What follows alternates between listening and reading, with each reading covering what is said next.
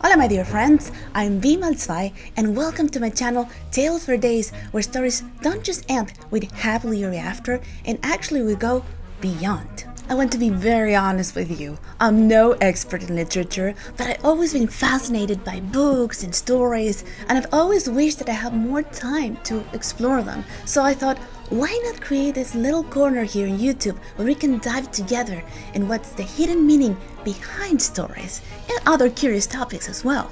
For example, for this first episode, did you know that Snow White isn't just a story about envy? Between the lines, there are hidden meanings that really surprised me, and today I want to share them with you.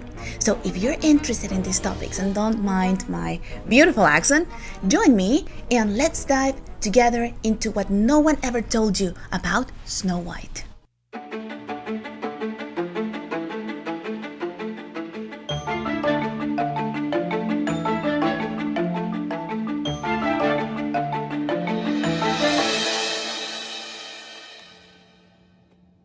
What do you say if we start with one of the most iconic elements in the Snow White tale, the poisoned apple?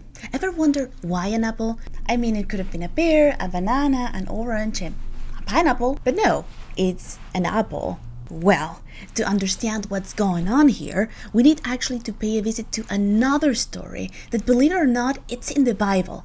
I'm talking about the story of Adam and Eve. Let's do a quick recap about that one. God creates Adam and Eve in the Garden of Eden, and he tells them that they can eat from any tree to sustain themselves, except for the tree of knowledge of good and evil, because if they eat from that one, they will die. Of course, they eat from the forbidden fruit. They learn to distinguish between good and evil, and then God banishes them from paradise.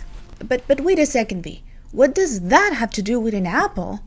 Well, have you ever noticed that when people picture the forbidden fruit, they usually imagine it as an apple? In fact, try this little experiment. Go to Google Images and search for fruit, forbidden fruit, and see what shows up.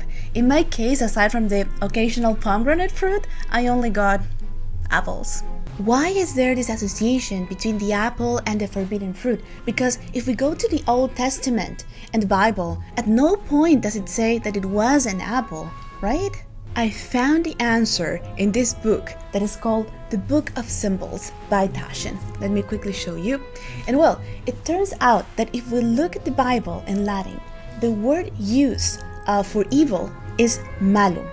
And the funny thing is that malum can also mean, guess what? Apple. And apparently, this double meaning of the word reinforced the idea that the forbidden fruit was an apple. Isn't that amazing?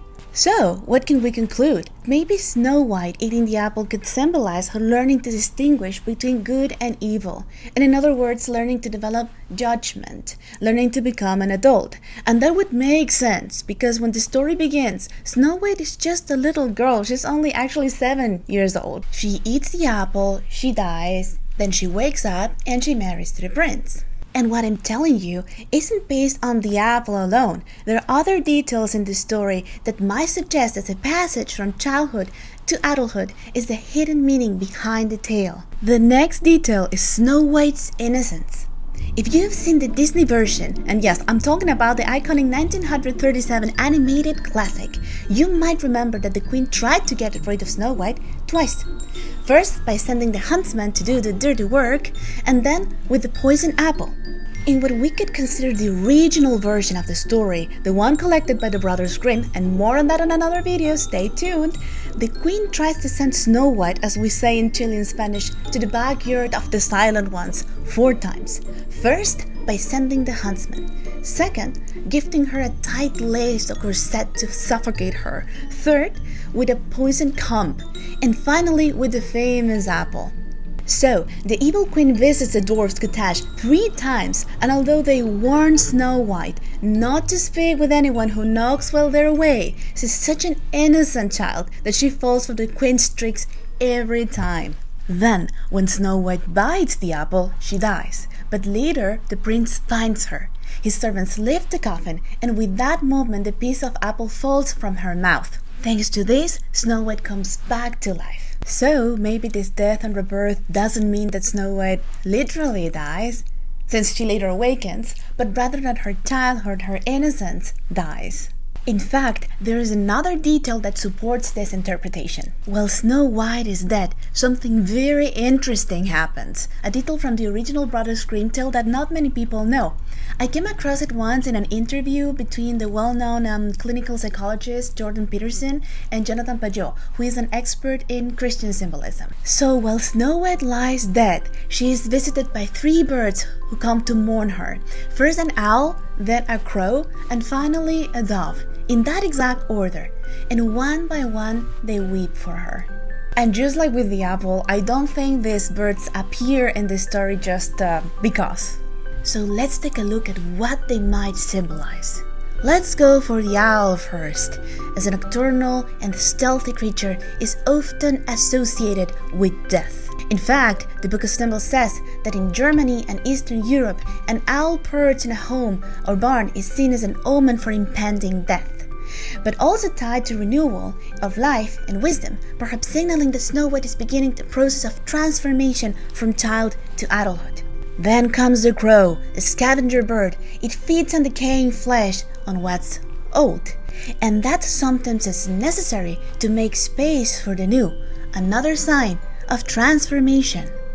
Finally, we have the dove. The Book of Symbols says that it can represent hope, maybe the hope of rebirth, of renewal in this case, but it's also tied to love and marriage, which is exactly what happens to Snow White when she awakes. She marries to the prince. By the way, did you know that goddesses of love and fertility in ancient cultures often took the form of doves, like Aphrodite in Greece, or Ishtar in Babylon, or Atargatis of the Phoenicians? So, as you can see, all these elements, Snow White's innocence, the apple, her death, the birds that visit her while she is in the glass coffin, and her awakening can be seen as symbols representing complex themes like the loss of innocence, renewal, and learning how to distinguish between good and evil. They give the tale a much deeper meaning. It's more than just a story about how envy can consume you. The hidden meaning of the tale might be the passage from childhood to adulthood and the key elements that shape that journey. Again, I'm no literature expert yet, but I think this interpretation helps us realize how much there is beneath the surface of a story that might seem incredibly simple at first glance, but behind the word you can find an entire world. If you made it all the way to the end, thanks a million! And if you enjoyed this video and want to see more, feel free to give a like, subscribe to the channel, and hit that little bell so you are the first to know when a new episode drops. For now, we are closing the book, but I'll see you in the next chapter of Tales for Days because the story doesn't end here.